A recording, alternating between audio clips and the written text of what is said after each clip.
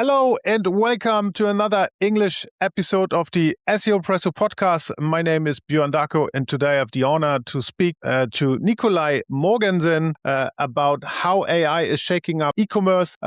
He has extensively researched and extensively worked on that topic, especially in combination with feed optimization. So the discussion will be a very interesting one. Just some short sentences about Nikolaj. He is the VP and Group Lead SEO of S360, a really big agency actually, which has locations in different kind of countries, huge customers, and I had the honor also to speak of one of the events just recently in Aarhus, which was quite nice. I met Nikolaj some years ago, even maybe 10 years ago, when he was group head of Quizma in Denmark, or group head of SEO at Quizma in Denmark, and he throughout his career had different positions and leadership positions in SEO and digital marketing. And with this, welcome to the SEO Presso podcast, dear Nikolaj.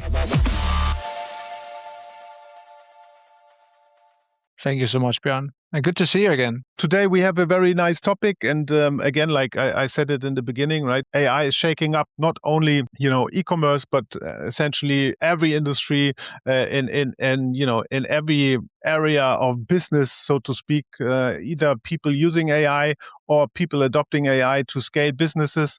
And I'd like to start with one big picture that you also showed, where you said e-commerce is winning, but the webshop might not beat, right? And your presentation opens with a actually bold McKinsey stat that says e-commerce is the single biggest growth arena over the next 15 years.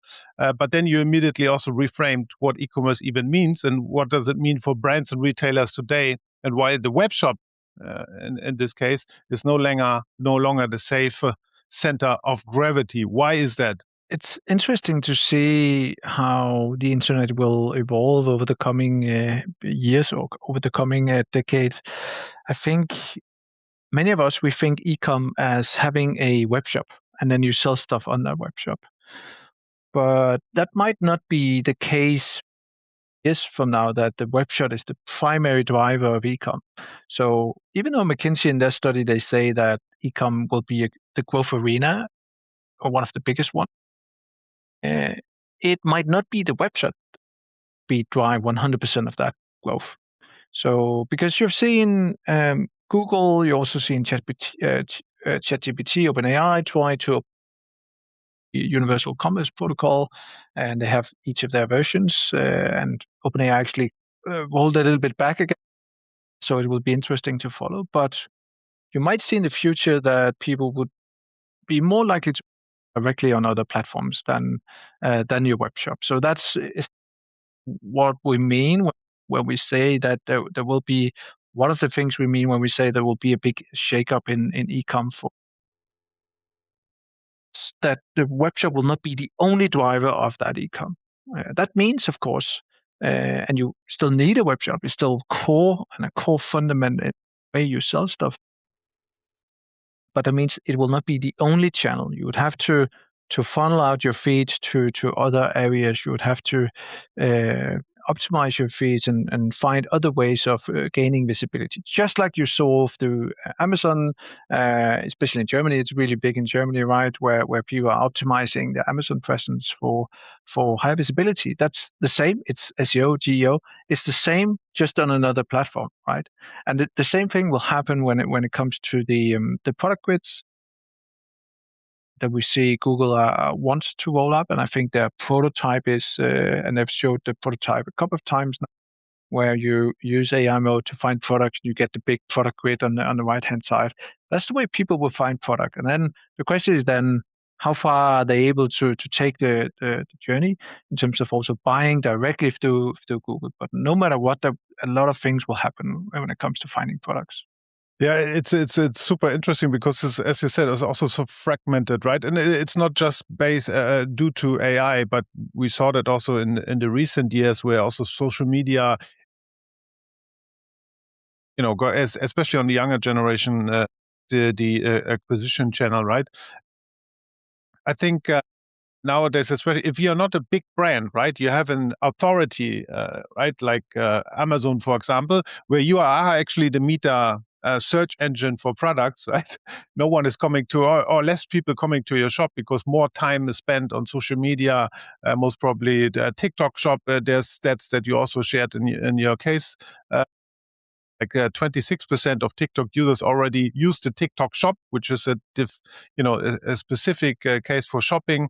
But then also ChatGPT now in Google AI mode and stuff, it gets super fragmented and super interesting, where you as a retailer, where you as an e-commerce brand can actually sell things on different kind of touch points, which of course also means that, your product data needs to be very, very good. And the feed optimization needs to be very, very good, right? In order to be there. But before we get into this one, because there's like, I'm not saying it's a myth. There's a lot of saying also in the industry, SEO industry, that AI is just isn't just a threat for informational based queries, right? So there's this common assumption in the SEO industry that it mainly threatens top of funnel content, so to speak, like blog posts, how-to guides, and stuff. But you're actually saying transactional commercial queries are also actively being disrupted too. So what's actually happening in product search and shopping right now? What's the status quo in ChatGPT, Google AI mode that challenges this assumption? So the prototype that Google have shown numerous times on the I/O and so on is a fully fledged new way of finding products, but that has not been rolled out yet. So if you try to look for products in either ChatGPT or in Google, there will be a small product grid, and with 3 products it will present. So if you go to AI mode, or if you go to ChatGPT and you search for a transactional, you try to find a product, you will be presented with a small product grid. It's very closely related to the free listing module you see in many SERPs already now. But that's sort of that's the step in between before a full sort of PLP or category-like experience is rolled out. We definitely see that our clients or retailers, whether that being D2C brands or the products are being surfaced not only in free listings but also in the product grids, but the usage is still quite small, especially when you look at traffic numbers. Amount of traffic you're able to drive through the platforms are still quite small. I think overall, as any of these types of companies, you don't need to think of the product grid as a traffic driver. And I think that goes for all GEO related and AI visibility. It's more about the visibility and whether your brand is being recommended or not. It's like you can sort of compare it with if you were doing a YouTube campaign, you wouldn't measure the success of that YouTube campaign based on the amount of clicks you get. You measure it in terms of how the brand preference has moved.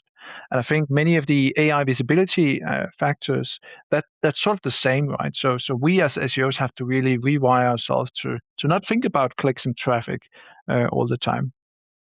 And the same goes for the product grids here.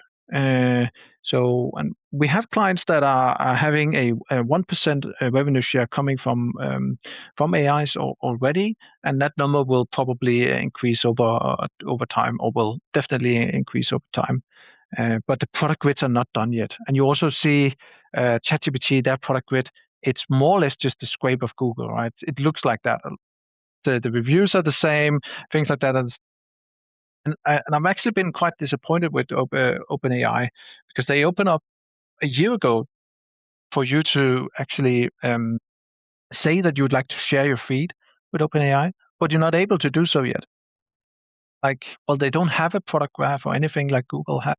So the products you're being recommended are it's still I would say below mediocre in UX, and so that's I'm definitely looking forward to see how this will roll out in the future.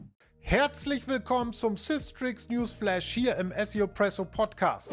Neues aus der SEO-Welt. Keyword-Recherche verändert sich gerade fundamental, denn in der AI-Suche geben Nutzer keine klassischen Keywords mehr ein, sondern individuelle Prompts. Einzelne Prompts zu analysieren ist kaum praktikabel, deshalb braucht es eine höhere Ebene, Themen oder Topics. Genau hier setzt Prompt Research an. Das neue Systrix-Tool clustert ähnliche Prompts zu Topics und macht AI-Suchanfragen analysierbar. Für Deutschland basiert das auf über 62 Millionen echten Nutzeranfragen und mehr als 1,4 Millionen Topics. Pro Topic erhältst du Suchvolumen, Intent, Customer Journey Stage und sogar ein vollständiges Content Briefing inklusive Buyer Persona, Emotional Driver, ungestellten Nutzerfragen und konkreten Prompts je AI-Plattform. Prompt Research ist Teil von Systrix für AI-Chatbots und für alle Systrix-Kunden kostenlos nutzbar. Wer noch keinen Systrix-Account hat, kann sich einen kostenlosen Test-Account erstellen. Ein weiteres Thema: AI Citation Drift. Systrix hat über 3 Plattformen, 6 Länder und 17 Wochen untersucht, wie stabil Quellen in AI-Suchergebnissen wirklich sind. Die wichtigste Erkenntnis: viele Prompts haben zwar einen stabilen Kern aus wenigen Domains, aber der Rest rotiert sehr stark. Die Frage ist also nicht mehr nur, bin ich in der Antwort, sondern bin ich dauerhaft im Kern der Antwort oder des Themas. Auch Plattformen unterscheiden sich deutlich. AI-Overviews zum Beispiel sind stabiler, während AI-Mode und ChatGPT stärker rotieren. Marken können relativ stabil bleiben, aber Co-Citations wechseln häufig. Besonders Newsartikel verschwinden schnell wieder, während Evergreen-Content deutlich bessere Chancen hat. Die Details zu diesen Erkenntnissen sowie Hintergründe zur Datengrundlage gibt es auf systrix.de/news. Außerdem bekommt das Systrix Prompt Monitoring neue KI-gestützte Tag-Vorschläge, mit denen Prompts automatisch nach Themen, Buyer Journey oder Produktsegmenten ausgewertet werden können. Neu ist auch die Verknüpfung von Domains mit Marken, um Citations besser zu messen. Alle Details dazu gibt es auf systrix.de/changelog. Und weil sich die Suchlandschaft so stark verändert, hat Systrix auch die Workshop-Programme überarbeitet und stärker auf das neue Zeitalter der Suche ausgerichtet. Die neuen Agenten sind jetzt online. Für viele Systrix-Kunden ist die Teilnahme natürlich kostenlos. Also anmelden kann man sich auf systrix.de/training. Und damit zurück zur Episode. It's so funny because like I also listened to this podcast, Masters of Search, which I highly recommend. It's in English. Niklas, the host, is interviewing Tom Wells, and Tom Wells works as an analyst at the Peak AI, right? Or he actually answers the question, how does your products get into OpenAI? And he, same as you, also said as a spoiler, all based on the progress at Google, even though OpenAI launched also the agentic commerce protocol, right? Where they're also trying to, you give the experience of, organic discovery, use a feed as a backbone also for products and stuff.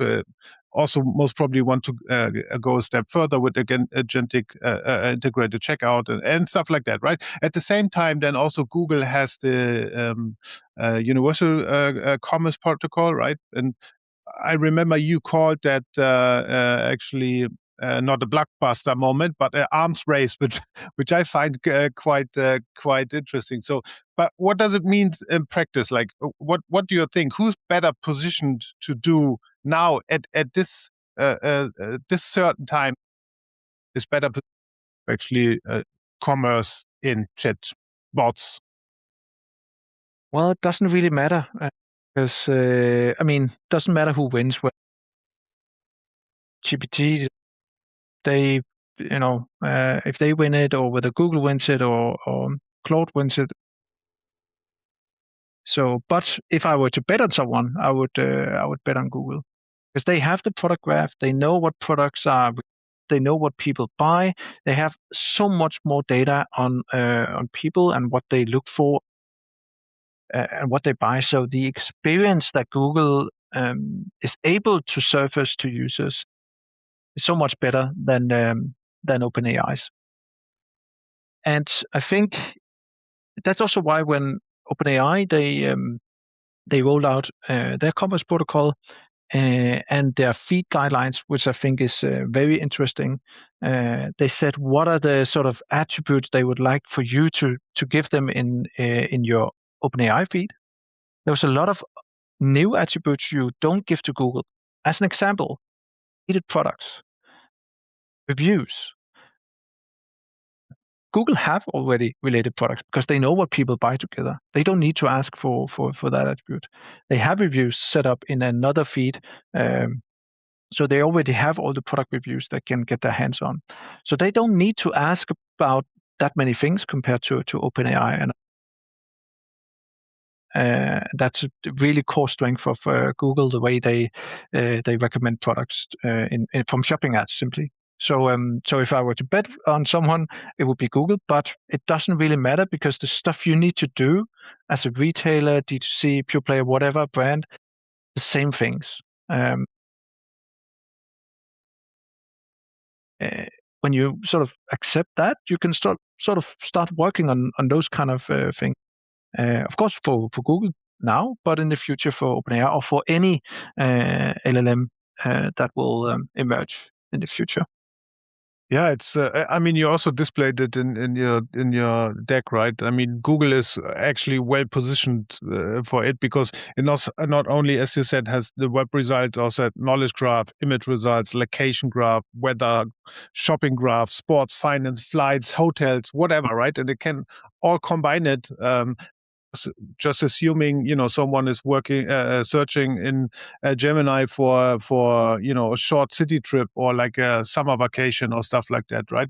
It's not only hotels, it's also the flight and stuff, right? And you can also buy then I don't know, swimwear, whatever, right? So there's a lot to it that actually makes Google much more positioned. Let's do a quick reality check because at the end of the day, before we all panic, right? And again, like for now, at least what I see in transactional terms, at least ChatGPT is not good enough, I'd say, right? There comes also user experience also into play, right? So I'd rather, go on a website or brand that I trust, right, that has the authority, where the UX is much, much better than on ChatGPT for now. And then we also have the case, and that's true also for the industries I'm working in, that ChatGPT is actually sending less and less traffic today. And I think you're working with a portfolio of retailers across the Nordics, right? And so maybe you can tell us what does ChatGPT actually account for in terms of referral traffic right now, and what does it tell us about where to focus our energy again to not lose ourselves into panic mode. So if you think about the pure sort of traffic ChatGPT and to other LLMs are driving, it's still by far the biggest LLMs that is driving traffic. I would say it varies a little bit compared to what industry you're in. We have clients where it's less than 0.05%, and we have clients where it's somewhere around 1%. And so it varies a little bit, but it's still well below DuckDuckGo. For traffic, right? And no one cares about DuckDuckGo, by the way. Yeah, exactly.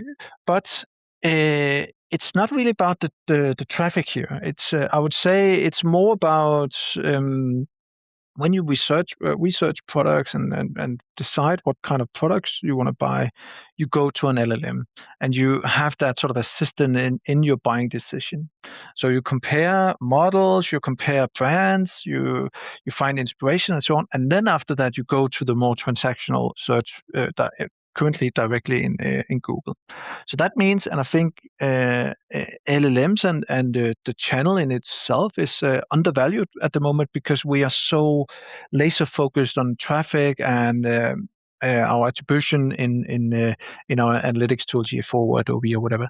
And I think that's sort of the big issue here, right? So for me, there's sort of two angles, sort of the shakeup that we're seeing. One is the whole layout and how product grids will take over in the future. So we will, from an SEO point of view, you will go away from optimizing category pages, PDPs or guides, into optimizing products, your product data, your PIM data, your feeds, and so on.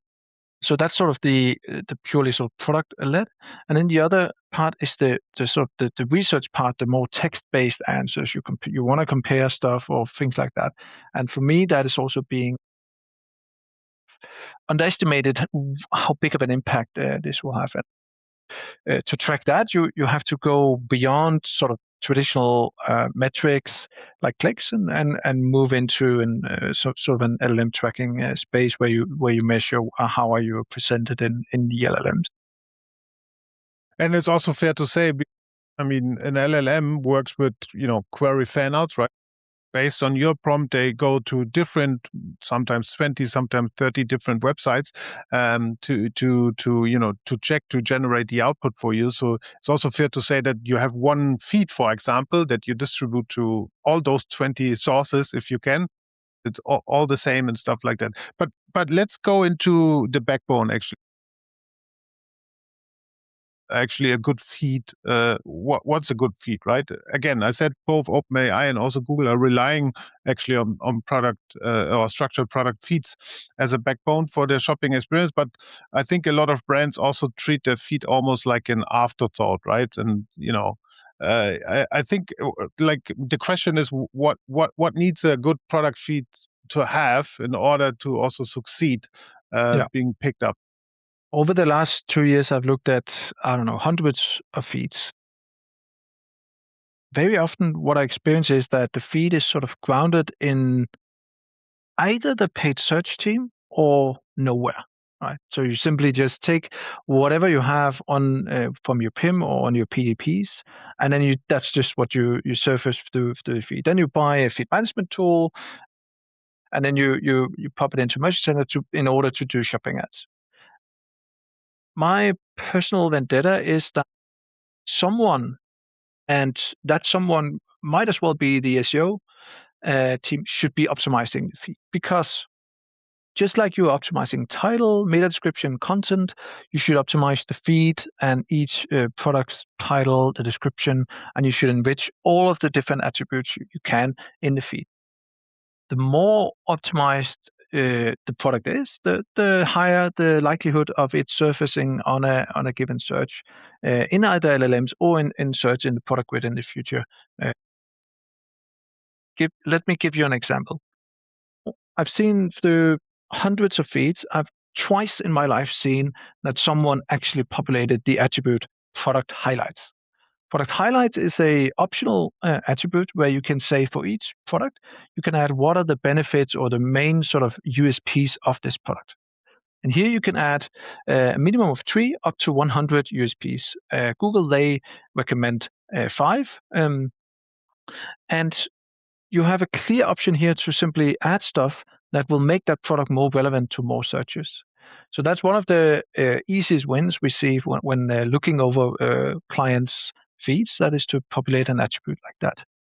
The same goes for, very often material is not populated, size is populated wrongly. And description is just the description from the page. So there's tons and tons of optimizations that can be done on feeds. So I think feeds is one of the most underestimated tactics, not only in SEO but also in paid search, that where you as an advertiser D2C brand, if you play whatever, can get immediate effect from the shopping ads, sort of performance uplift, but also at the same time future-proof yourself and your products, getting them more surfaced in sort of the future of search, sort of, to speak with big words, right? But I'm just asking myself, if you're a marketplace, for example, right, where you don't actually own the products, right, you're reliant on the information also the seller gives you. And most of the time, like for those people that worked in e-commerce trying to optimize PDPs, sometimes it's really weak data and really, really weak descriptions. Images are not, in the right size and stuff like that. With the eye on AI, how can you use AI to enrich those feeds, right, in order to have like product highlights and the correct titles and stuff? Can you share anything there? Yeah. So 2 years ago, we asked ourselves the same question, and then we looked towards, okay, what services and platforms are out there? Data FeedWatch, at that time, they had a one button wonder click thingy where you could optimize your titles, but that was the only thing. So we actually set out to build our own. So we built a tool we call Quantum, where we can pop in clients' feeds Then we can enrich the context of each product by making web search, uploading PDFs, or simply taking the existing feed.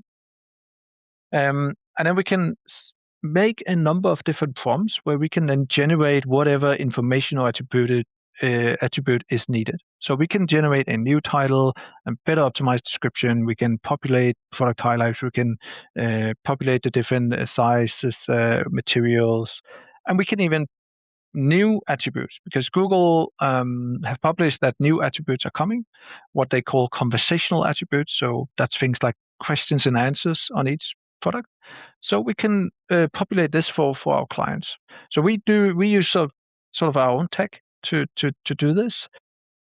But I mean, if you don't have tech like that, you can simply open up a Google Sheet and start doing it on each SKU. If you take your existing feed, you can populate and use a more simple AI model to do that, because it's simply a question of starting to add these attributes and enrich.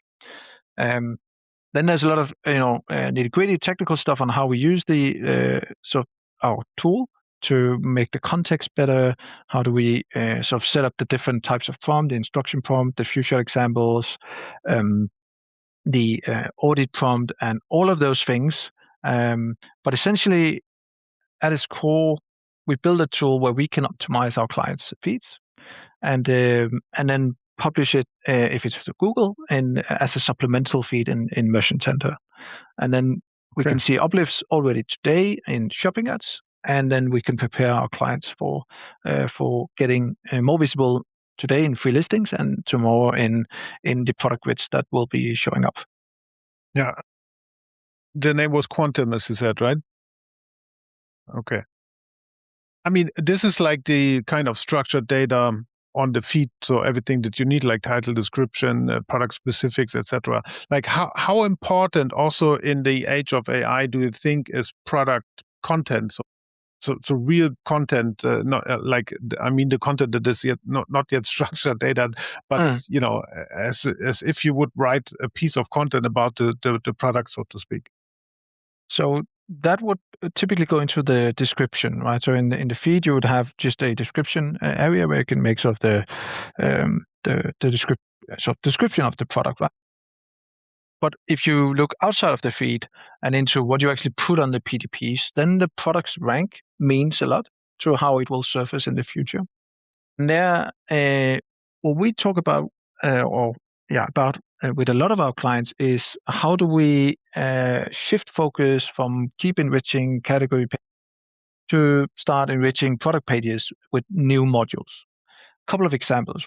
Very often, an e-commerce only have just a description and then maybe a specification on that product.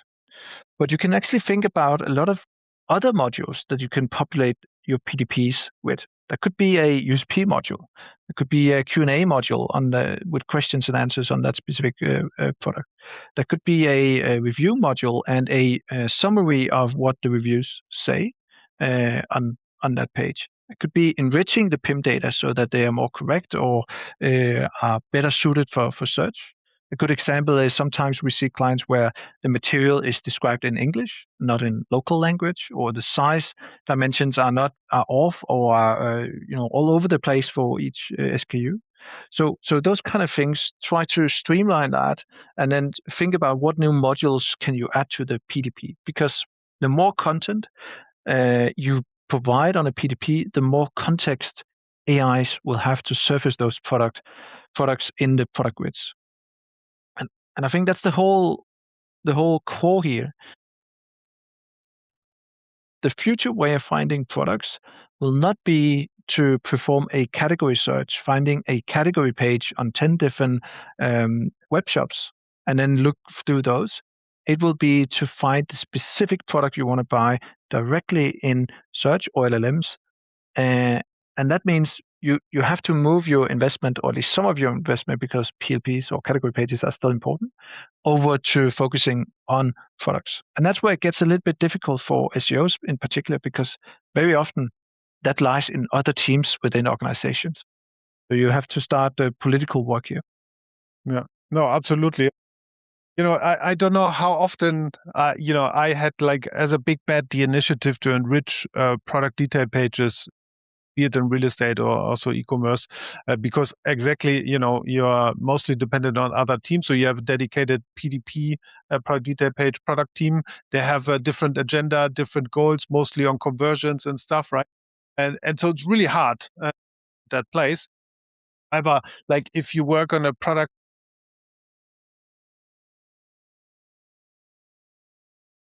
take over the ownership and responsibility of these content templates or containers, so to speak, so that you can do it by yourself. I think Idealo did a great job on this price comparison website in Germany.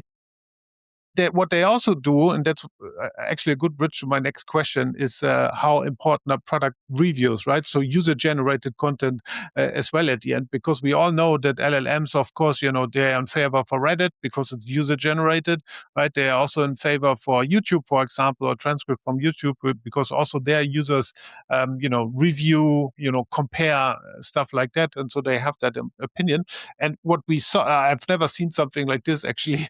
Idealo, with the last Google Core update, they increased their online visibility from 500 points measured at 6th Read to 878. So more than 300, almost 400 points. And so I had a chat with Norman Nielsen. He's a good friend of mine, and said, like, tell me what's the secret, right? And of course, without sharing too much, but he told me that like one of the most important assets here was user-generated content to also the product detail pages, so that you have real users testing the products, describing it, giving their opinion and stuff. And that was super, super helpful. What's your take on this? Also, in order for e-commerce in AI.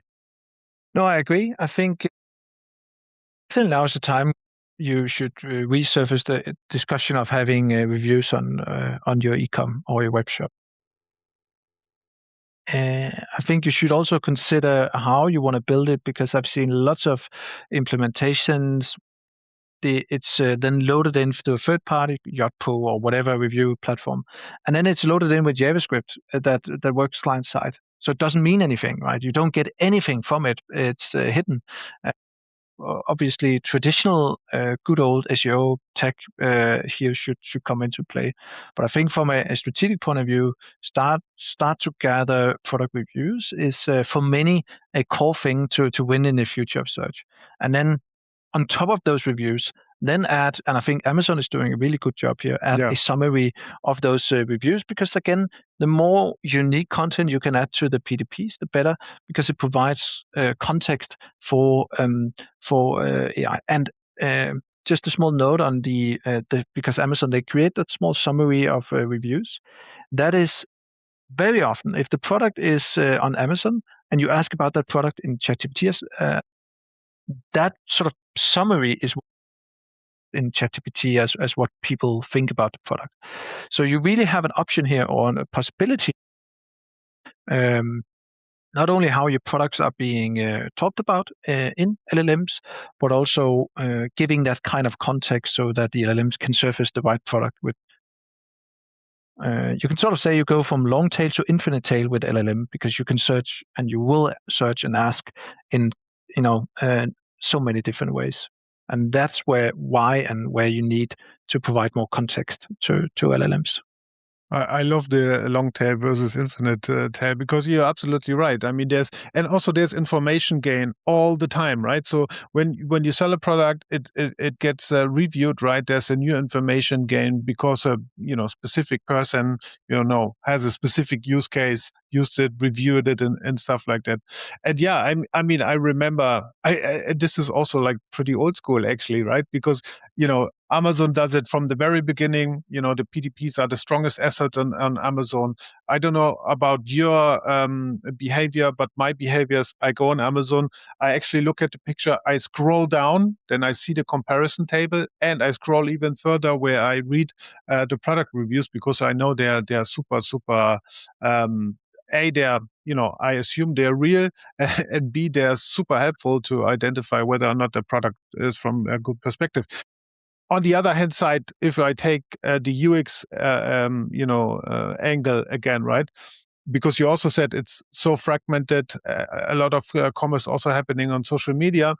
I ordered like 2 or 3. I was a victim of ordering 2 or 3 times from Instagram shopping, and I was always kind of disappointed, right? It took a long time until it got delivered because it came from China. As soon as it was delivered to my house, really bad quality. I paid a high price for it, right? It was super bad quality. And so it happened 2 or 3 times for me now. And so the reviews are very, very important in order to filter out you're being a victim of scam or not. Yeah, no, I think you have to, because you will not be able to win just by having, a good technical SEO set up with lots of content on PDPs. You have to think about the product and so seeing the product pages as an asset.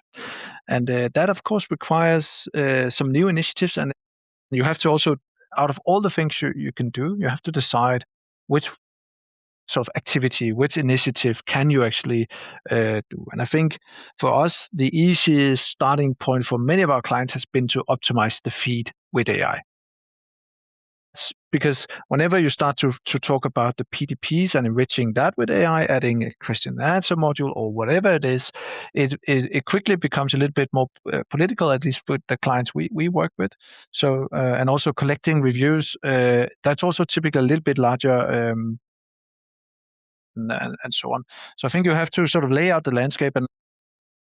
But now there's not been any point where there's been more focus from top management and more eagerness to sort of have initiatives that will future-proof your visibility in LLMs now. So I also think timing-wise, now is start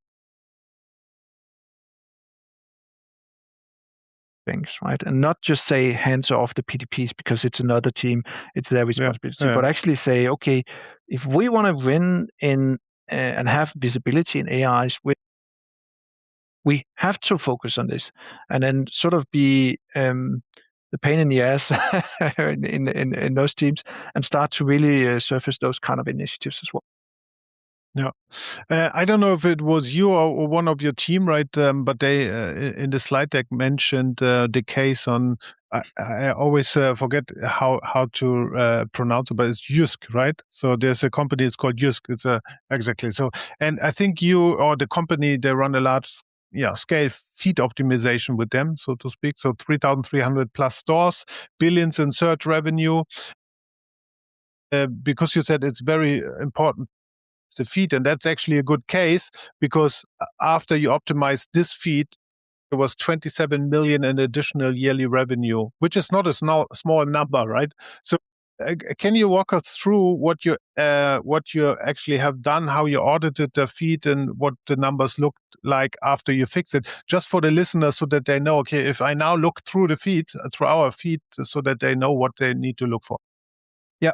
So first off, I didn't do the case myself, but I know it. And so the first thing we did on that case was to do an audit of the feed. We saw a couple of things, right? So all the mandatory things were in place, right? The titles were there, descriptions were there, but they weren't good. So the titles didn't entail all the different sort of attributes like sizing and so on. Descriptions were just a standard description from the PDP and not optimized in any way. So very short. So also a big uplift. They didn't utilize product highlights as an example, and sizing and materials were very poorly populated. So that was sort of the audit. It's very standard, right? Mediocre feed, which I see most retailers, pure players, and so on have. So what we did was to obviously use our proprietary tech Quantum, optimize the feed. We ran a number of A/B tests with different optimizations, and there's a open source framework called FeedX that Google developed, where you can actually test a feed on whether optimization A or B is winning. And then you run a test. So you split your assortment in two. You implement the optimization on one part, and then after the first one period, it from the one part, and then you implement it on the other part, and then you let that run for a period. And then you get very precise numbers on the uplift in shopping ads and pre-listing for that matter that you will get from the optimization. So in that particular case, we did that, sort of just a population, and they saw a very large uplift in their shopping ads performance because they're such a big spender in Google to a lot. Typically, when we optimize feeds, the sort of the day one effect of an optimized feed can be anywhere from 5 up to, we've seen up to 25% uplift in shopping ads performance. And it's pretty insane. And of course, that is when the feed is, dog shit, right? Then you can make it uplift like that. But it's pretty insane how big uplifts you can make on today's performance by optimizing the feed, while also preparing yourself for how products will surface. And the case with Jysk is a sort of a test and learn period where we tested all sorts of different things throughout the last year. And then each test, of course, there was also negative tests. I mean, roughly when we do tests, half of our tests are positive, 1/4 is neutral, and then 1/4 is negative. But as long as you conduct a test in a structured way, you can see what are the positive winning tests, and then you of course implement that and scale out to all of your markets. That's what we did for Jysk, and it had a massive impact for their performance. Okay. Last but not least, but like of course, for Google, there's a Google Merchant Center where you upload the feed, right? But yes. How do you, we said, okay, also OpenAI is actually taking the free listings from Google, what they're based on. But is there any, kind of connection that you can, is an API on OpenAI where you also can put your feed in, or also on other LLMs? Not yet. So it's all Google Merchant Center. Yes. Still. OpenAI, and that's also why I said that I've been disappointed with OpenAI, because a year ago they said that they will open up for people to inject their feeds, but then nothing happened. You can apply, and I think probably many of the listeners did if they are in e-com, but they haven't heard. I've heard about one company that actually had a dialogue with the OpenAI, and that was Nike. That's sort of that level.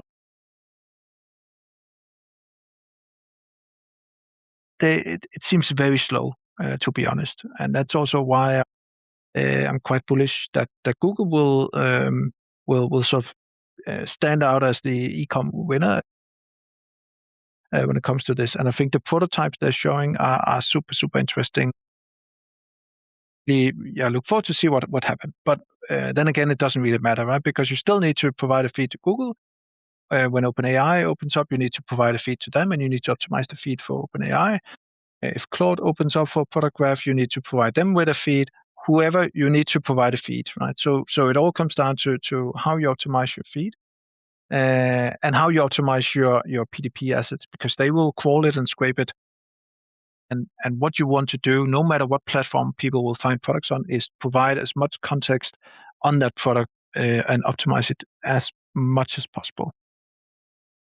So then I would like to close it with actually your closing also on the presentation you did in Oslo, where you actually identified 4 priorities, and you just mentioned them, but I just want to finish it because it's very strong to just finish it with those 4 priorities, right? It's content, so all the assets that you also provide on the PDP, and you said it during the podcast, the more, the better. So the more context you can give, so be creative and also do user research on what kind of content is needed and to fulfill the intent, but also to guide to a decision, right? Then master the data in the feed, go through your feeds, as just Nikolaj just mentioned it, how to optimize it, run through it, optimize it, and make sure it is accessible.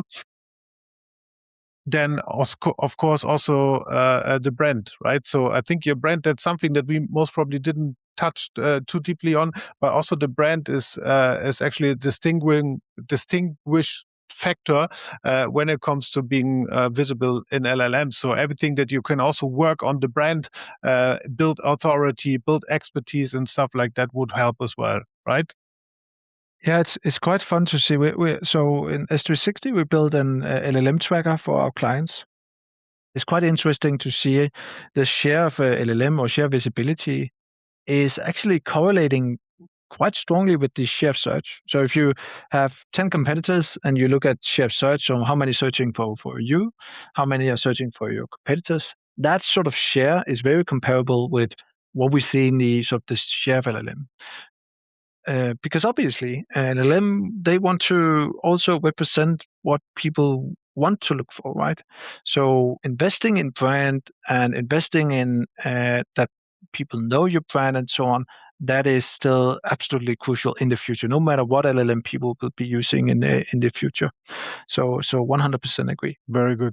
Thank you so much, Nikolaj. I learned a lot again, and thanks for being on the podcast. So I'd say product feed's one of the most underrated success factors, not only in Google, but also in LLM commerce. I think it's getting more and more important. I mean, we all can now count the days until also OpenAI opens up for putting a feed on OpenAI on ChatGPT. I think that will most probably skyrocket commerce being done on LLMs.